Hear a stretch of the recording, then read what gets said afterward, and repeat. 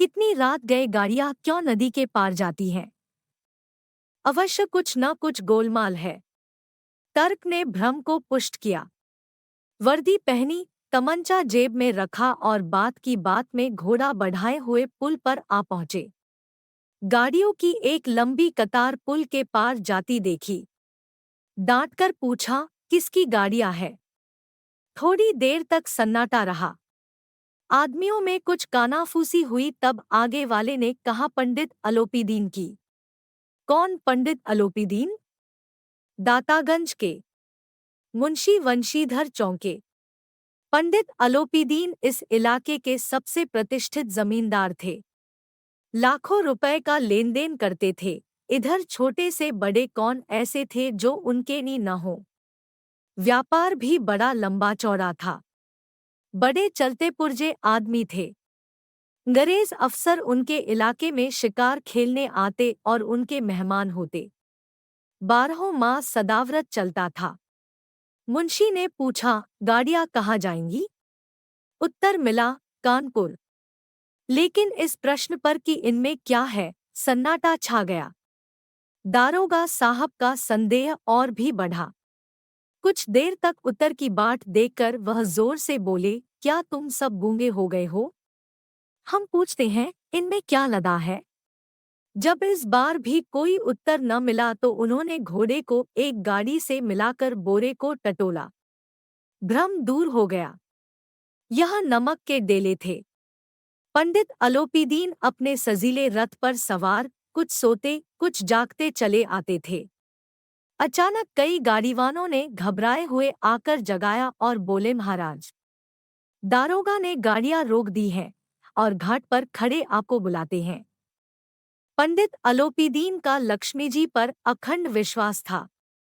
वह कहा करते थे कि संसार का तो कहना ही क्या, स्वर्ग में भी लक्ष्मी का ही राज्य है। उनका यह कहना यथार्थ ही था। न्याय और नीति सब लक्ष्मी के ही खिलौने हैं। इन्हें वह जैसे चाहती है नचाती है। लेटे ही लेटे गर्व से बोले, चलो हम आते हैं। यह कहकर पंडित जी ने बड़ी निश्चितता से पान के बीड़े लगाकर खाए।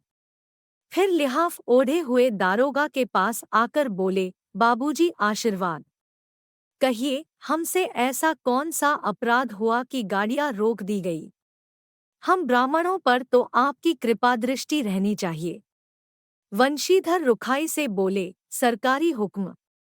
पंडित अलोपीदीन ने हंसकर कहा, हम सरकारी हुक्म को नहीं जानते और न सरकार को।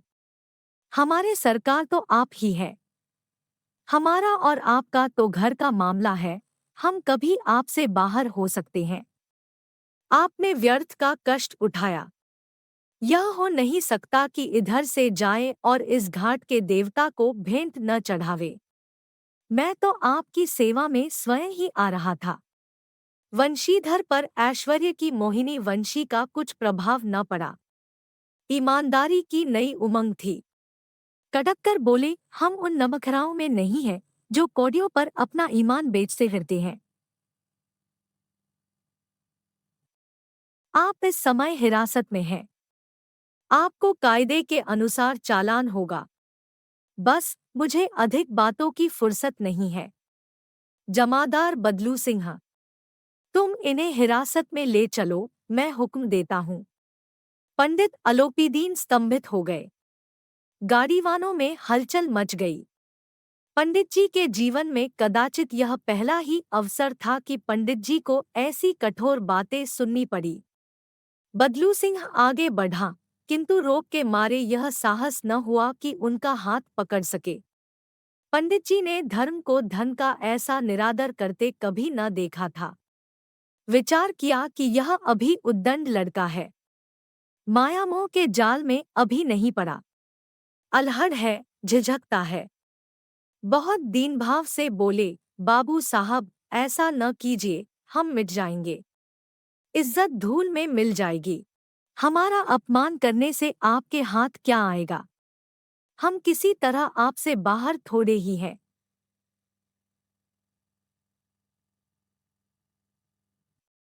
वंशीधर ने कठोर स्वर में कहा, हम ऐसी बातें नहीं सुनना चाहते।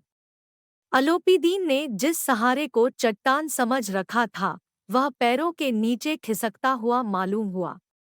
स्वाभिमान और धनैश्वर्य की कड़ी चोट लगी, किंतु अभी तक धन की सांख्यिक शक्ति का पूरा भरोसा था।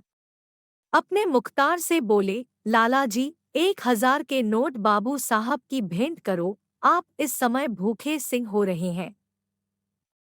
वंशीधर ने गरम होकर कहा, 1,000 नहीं, 1,00,000 भी मुझे सच्चे मार्ग से नहीं हटा सकते। धर्म की इस बुद्धिहीन दृढ़ता और देवदुर्लभ त्याग पर मन बहुत झुंझलाया। अब दोनों शक्तियों में संग्राम होने लगा। धन ने उछल-उछल आक्रमण करने शुरू किए। 1 से 5, 5 से 10, 10 से 15 और 15 से 20,000 तक नौबत पहुंची, किंतु धर्म अलौकिक वीरता के साथ बहुसंख्यक सेना के सम्मुख अकेला पर्वत की भांति अटल, अविचलित खड़ा था।